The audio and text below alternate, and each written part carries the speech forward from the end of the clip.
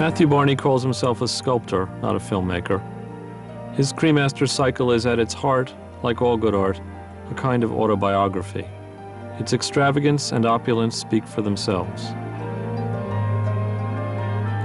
The original metaphor was biological.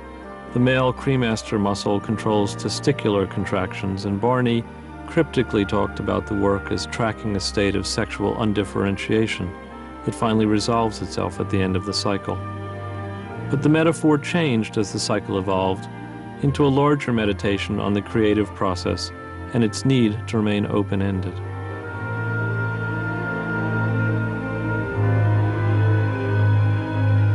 Begun in 1993 when Barney was 26, Cremaster consists of 5 feature-length films and dozens of related photographs, drawings, books, and sculptures whose eccentric materials include tapioca and Vaseline.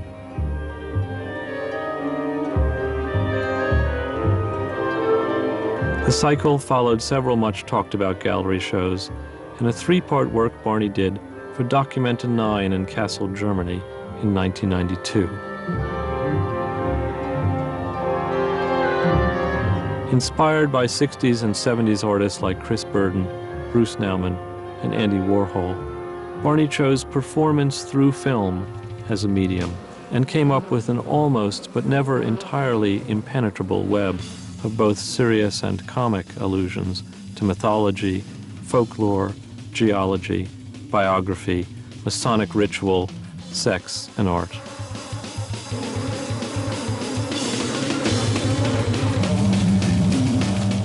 Barney regards the sculptures that have come out of his films as characters too. He also considers them predators, feeding off the films for their inspiration. His combination of sculpture, performance, and film, and his paradoxically deadpan flamboyance have inspired young artists and perplexed many people. No doubt out of Cremaster may come even more theatrical and unusual projects.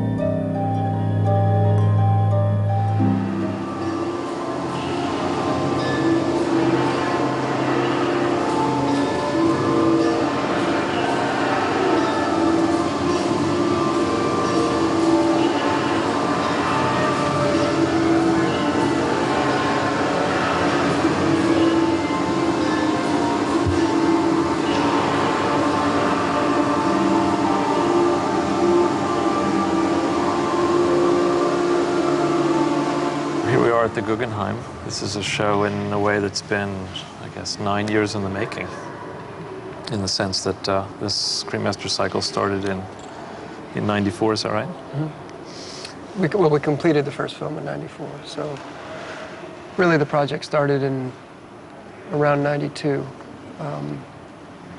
with the completion of a project called Autoshaft that was at Documenta 9, where a number of locations were inhabited simultaneously by a single story. And those were the different museums in Kassel that held Documenta. And that piece inspired this idea of taking, of selecting 5 places on the map that would go from west to east and create something along the lines of an earthwork. They started where and they ended where? Did they change from the first time you had this idea of 5 places to the? They did. There were certain locations were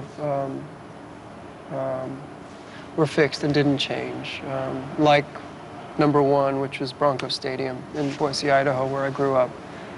And that was a field that I played on as a young athlete. And other locations like Budapest started out as a bathhouse in an Eastern European place. And then once I looked further into Istanbul and Budapest, I learned that that in fact Harry Houdini was born in Budapest, and this this made sense as a way of, I guess, taking what started as an autobiographical connection and making a leap into a mythological connection. But also a connection to somebody, Houdini, with whom you identified, or who was a very important figure to you, yeah? Mm-hmm. Before the cycle started. Before the cycle started. Because the works you did before Cremaster had alluded to Houdini and... Right, sort of as a kind of model for how a kind of self-restraint mechanism could be looked at as a creative tool somehow, and the way that Houdini took on the handcuffs or the blindfold as a way of opening up a kind of creative possibility. So let's look around, see how this is set up. This is a work from Cremaster 1, mm-hmm. which was actually not the first of the works that you made. It was mm-hmm. the second one. Mm-hmm. And maybe we can later on just figure out how this is installed here at the Guggenheim, because mm-hmm. it's obviously installed in order of the cycle, but mm-hmm. also in connection with one part of the last of the films that you made, which is 3, which takes place here. Yeah, in a way it's like 2 exhibitions that are overlaid onto one another. Right. But I was interested in using the rotunda as a place to lay a foundation, in a sense that the astroturf here is the same astroturf from Bronco Stadium in Boise, where Cremaster 1 takes place, and that the flags are organized on the 5 ramps, which correspond to the 5 Cremaster chapters. So, in fact, the exhibition's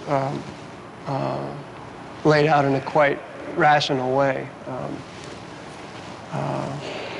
At least the part of the exhibition that you could call a survey. Mm-hmm.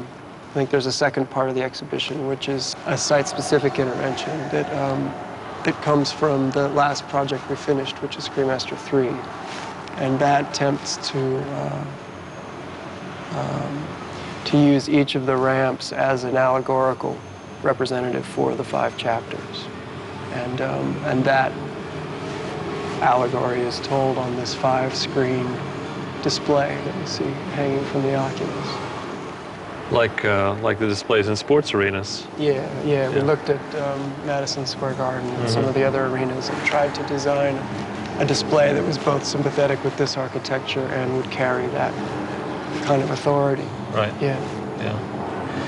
Before we leave here, maybe you could just introduce us to a few of the materials that you mm-hmm. use, because they're...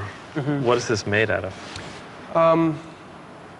Well, the white plastic is a high-density polyethylene, and it's part of a family of plastics that Teflon belongs to, that has its own sort of resistance to friction.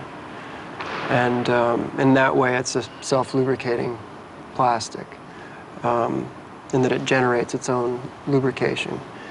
And the curtain around the table is a prosthetic grade plastic that quite special in its property, that it can maintain heat.